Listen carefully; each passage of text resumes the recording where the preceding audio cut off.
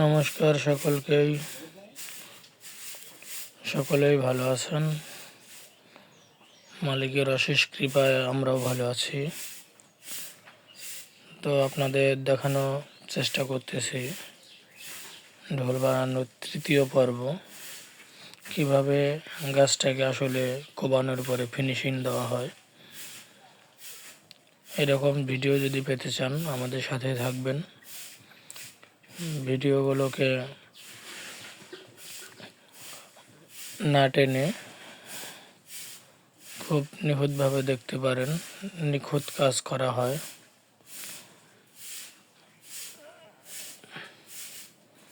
অনেক সময়ের এবং ধৈর্যের ব্যাপার।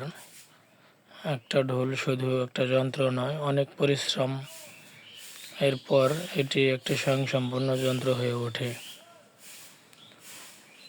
তো আসলে যারা আমাদের সাথে যোগাযোগ করতে চান এবং যাদের ঢোল প্রয়োজন, আমাদের বাংলাদেশের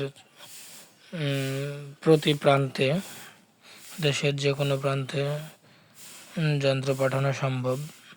আমাদের সাথে যোগাযোগ করবেন। আমার কার্ডে সকল নাম